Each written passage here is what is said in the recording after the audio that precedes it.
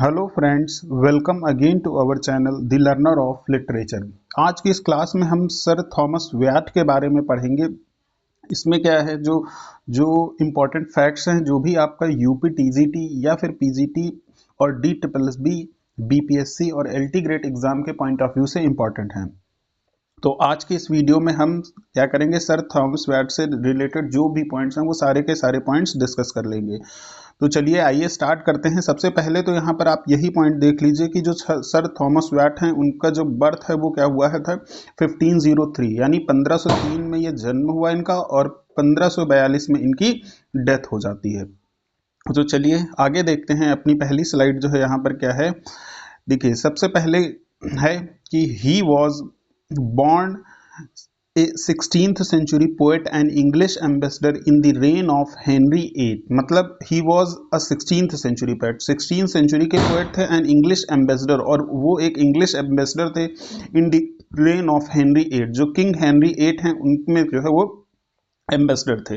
Next point हमारा क्या है, he was born in Kent and his father Henry Wyatt was a counsellor in the court of Henry eight. मतलब यहाँ पर एक पॉइंट और आपको ध्यान रखना है कि उनके जो पिताजी का नाम है वो क्या है, उनका नाम हेनरी व्याट है। और अगर जो है हम पूछे कि इनका जन्म कहाँ पर हुआ था, तो जन्म हुआ था इन केंट, केंट में हुआ था।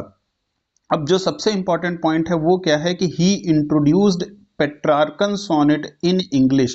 इन्होंने क्या किया, जो पेट्रार्कन सोनेट हैं उनका इंट्रोडक्शन किया इंग्लिश में। बहुत ही इंपॉर्टेंट पॉइंट है कि किसने पेट्रार्कन सोनेट का इंट्रोडक्शन किया इंग्लिश में, तो आपका आंसर होगा sir Thomas VAT. Thomas VAT ने जो है इसका इंट्रोडक्शन किया इन इंग्लिश। आगे देखते हैं। नेक्स्ट जो है हमारी स्लाइड क्या कहती है, none of the Wyatt's poem was published during his lifetime. मतलब इनकी कोई भी पोएम जो है इनके जीवन के काल के दौरान जो है पब्लिश नहीं हुई। इट मीन्स दैट कि जो इनकी पोएम्स हैं वो इनके जन्म मतलब मृत्यु के बाद जो है किसी ने कलेक्ट किया और उसको पब्लिश करवाया। तो नेक्स्ट पॉइंट हमारा क्या है, the first book Tottel's miscellany was published in 1557। मतलब जो टोटल्स मिसलेंसी है वो बुक पब्लिश हुई थी 1557 में, that is 15 years after his death. आपको पता है कि अभी मैंने पीछे पॉइंट बताया कि इनकी जो डेथ है वो कब हो गई, 1542 में। तो 15 साल बाद जो है एक बुक पब्लिश हुई जिसका नाम था टोटल मिसलेंसी। और टोटल कौन था, total was the name of the publisher. ये भी पॉइंट आप याद रखिए कि ये जो मिसलेंसी बुक थी इसके पब्लिशर का नाम जो है टोटल था। आगे next point, in 1535 Wyatt was knighted and appointed high sheriff of Kent. मतलब इनको जो है 1535 में जो है इनको knighted and appointed high sheriff of Kent, Kent का हाई शेरिफ बनाया गया। And in 1541 was elected knight of the shire, और इनको जो है 1541 में जो है सायर का नाइट बनाया गया। आगे देखिए जो नेक्स्ट पॉइंट है वो क्या कहता है, हमारा पॉइंट नंबर 7। देखिए क्या लिखा है, इन 1520 he married to Elizabeth Brooke. मतलब इनकी जो फियांसे हैं या वाइफ हैं उनका नाम क्या है, तो एलिजाबेथ ब्रूक है। और इन्होंने शादी जो की थी वो कब की, तो 1520 में।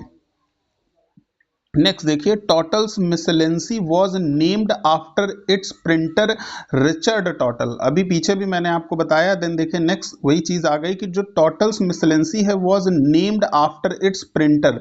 मतलब जो इसके प्रिंटर थे रिचर्ड टोटल, उन्हीं के नाम पर जो है ये पब्लिश कराए गए। Who included 97 poems attributed to Wyatt among total 271 poems. मतलब जो ये टोटल्स मिसलेंसी थी इसमें जो टोटल नंबर ऑफ पोएम्स थी वो कितनी थी, तो टोटल नंबर ऑफ पोएम्स थी 271।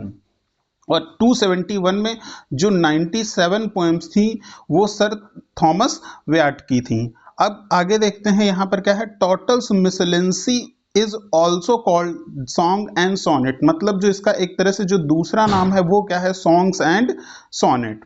नेक्स्ट पॉइंट हमारा देखिए जो है, he experimented stanza forms like rondeau epigram, terza rima, ottava rima, satires, monorhyme, quatrains and iambic pentameter. तो यहाँ पे इपिग्राम, टर्जा मीटर, जो terza rima, ottava rima, satires, monorhyme, quatrains और आइयम्बिक टेट्रामीटर की बात हो रही है।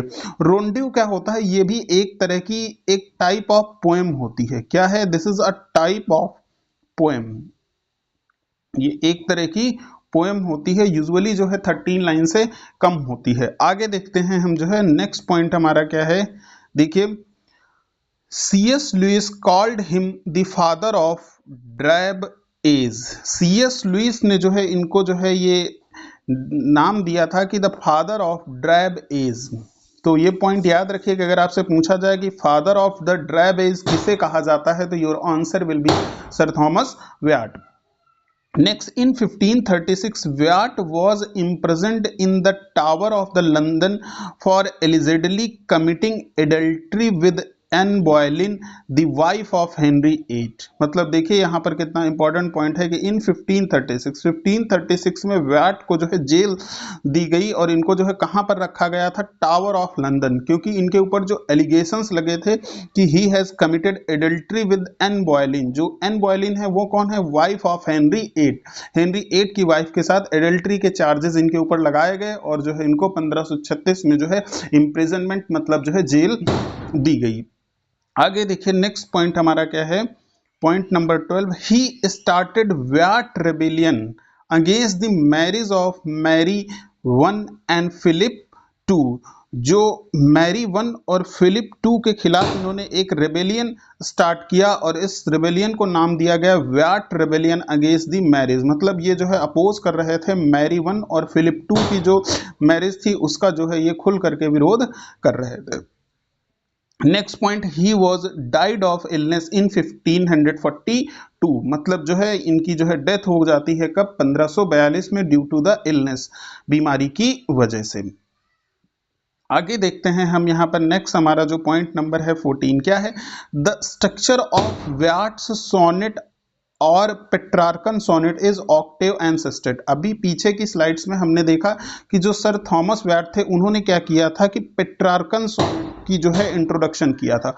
और पेट्रार्कन सोनेट क्या होता है? वो ऑक्टेव और सिस्टेट से मिल करके बना होता है। तो इन्होंने जो है जो स्ट्रक्चर बताया वो क्या है? Octave, sestet and a caesura in between. और इसका जो है जो स्ट्रक्चर होता है, मतलब जो राइम स्कीम होती है वो क्या होती है? AB BA AB BA plus CDC CDE या फिर CDC CDC हो सकती है। मतलब जो आपका ऑक्टेव है उसमें कोई चेंज नहीं होता है, बट सेट में जो है कुछ चेंजेस आ सकते हैं।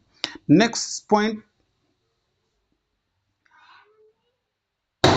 देखिए, they flee from me is a poem written by Thomas Wyatt referring Wyatt's affair with high-born women of court of Henry VIII Anne Boleyn। ध्यान से देखिए, जो एडल्ट्री के चार्जेस उनके ऊपर लगे थे उसी के उसमें ये बताया जा रहा है कि दे फ्ली फ्रॉम मी। ये जो है उन्होंने एक पोएम लिखी थी क्योंकि इनका जो अफेयर था वो एन बॉयलिन के साथ था।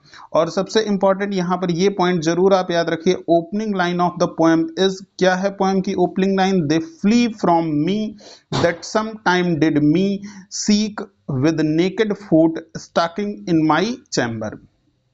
तो टोटल जो है यहाँ पर ये 15 पॉइंट्स थे which was important for the aspirants who are preparing for TGT and PGT examination. तो आज का हम वीडियो यहीं पर ये जो है एंड करेंगे। बहुत ही छोटा सा ये वीडियो था आपका जो है, बट जो भी इम्पोर्टेंट फैक्ट्स थे सर थॉमस व्याट से रिलेटेड उनको जो है हमने कंप्लीट किया। So keep watching and keep learning. Thank you.